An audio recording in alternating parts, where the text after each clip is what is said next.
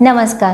થોડા દિવસ પહેલાં હોસ્પિટલમાં એક પેશન્ટ પોતાનો બીપીનો રિપોર્ટ લઈને આવ્યા અને બોલ્યા, ડૉક્ટર, મારું બીપી 150/90 છે, પણ મને ખબર નથી પડતી કે આ પ્રોબ્લેમ 150માં છે કે 90માં, અને આ ઉપરવાળો અને નીચેવાળો નંબર ખરેખર શું બતાવે છે. સાચું કહું તો આ કન્ફ્યુઝન બધાનું જ છે, બહુ જ કોમન છે. ઘણા લોકો રોજ બીપી ચેક કરે છે, મેડિસિન પણ લે છે, પણ એમને એ નથી ખબર હોતી કે બીપી મશીન પર જે બે નંબર આવે છે એ એકચ્યુઅલી શું બતાવે છે. આજે આપણે સિમ્પલ લેંગ્વેજમાં સમજીશું કે સિસ્ટોલિક અને ડાયસ્ટોલિક બ્લડ પ્રેશર શું હોય છે, બંનેમાં શું ફરક છે અને ક્યારે આપણે કન્સર્ન લેવી જોઈએ. સૌથી પહેલાં એક સિમ્પલ એક્ઝામ્પલ સમજીએ કે આપણું હાર્ટ એક પંપની જેમ કામ કરે છે. જ્યારે હાર્ટ કોન્ટ્રેક્ટ થાય છે અને બ્લડને આખી બોડીમાં મોકલે છે, ત્યારે આર્ટરીઝની અંદર જે પ્રેશર બને છે એને આપણે સિસ્ટોલિક બ્લડ પ્રેશર તરીકે ઓળખીએ છીએ. આ બીપી રિપોર્ટનો ઉપરવાળો નંબર હોય છે. જેમ કે જો બીપી 120થી 80 હોય તો 120 સિસ્ટોલિક પ્રેશર છે. હવે જ્યારે હાર્ટ કોન્ટ્રેક્ટ કર્યા પછી રિલેક્સ કરે છે અને આગળની બીટ માટે બ્લડથી ફિલ થાય છે, ત્યારે પણ આર્ટરીઝમાં એક પ્રેશર બનેલું રહે છે. આ પ્રેશરને ડાયસ્ટોલિક બ્લડ પ્રેશર કહેવાય છે. આ બીપી રિપોર્ટના નીચેવાળો નંબર હોય છે. 120/80માં 80 એ ડાયસ્ટોલિક પ્રેશર છે. સિમ્પલ લેંગ્વેજમાં સમજીએ તો સિસ્ટોલિક બ્લડ પ્રેશર બતાવે છે કે હાર્ટ જ્યારે બ્લડ પંપ કરી રહ્યું હોય ત્યારે પ્રેશર કેટલું છે, અને ડાયસ્ટોલિક બ્લડ પ્રેશર બતાવે છે કે હાર્ટ જ્યારે રેસ્ટ કરી રહ્યું હોય ત્યારે પ્રેશર કેટલું છે. હવે પ્રશ્ન આવે છે કે નોર્મલ બીપી કેટલું હોવું જોઈએ. જનરલી 120થી 80 ને આઈડિયલ બ્લડ પ્રેશર માનવામાં આવે છે, પણ જો બીપી સતત 140થી 90 કે તેનાથી વધારે રહ્યા કરે તો હાઇપરટેન્શન કે હાઈ બ્લડ પ્રેશર કન્સિડર કરી શકાય. પણ અહીંયા એક ઇન્ટરેસ્ટિંગ વાત છે.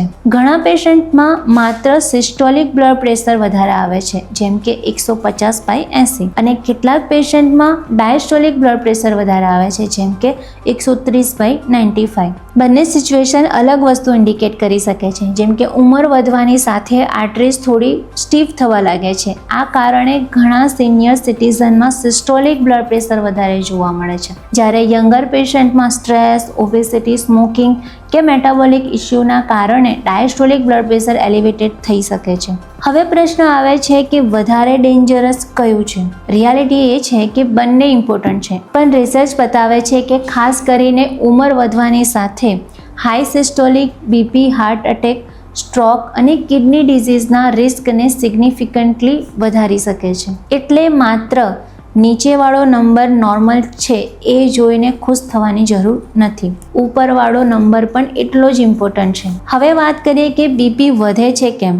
સૌથી કોમન રીઝન છે stress, excessive salt intake, obesity, physical એક્ટિવિટીની કમી, પુઅર સ્લીપ અને અનકન્ટ્રોલ્ડ ડાયાબિટીસ. ઘણા લોકોનું બીપી માત્ર ક્લિનિકમાં જ વધે એવું જોવા મળે છે, અને એને વ્હાઇટ કોટ હાઇપરટેન્શન પણ કહેવામાં આવે છે. એટલે કેટલીક વાર ડૉક્ટર ઘરે જયા પછી બીપી મોનિટરિંગની સલાહ આપતા હોય છે. હવે પ્રશ્ન આવે છે કે શું બીપી નેચરલી કંટ્રોલ થઈ શકે છે. સૌથી પહેલું સ્ટેપ છે કે સોલ્ટ કંટ્રોલ કરો.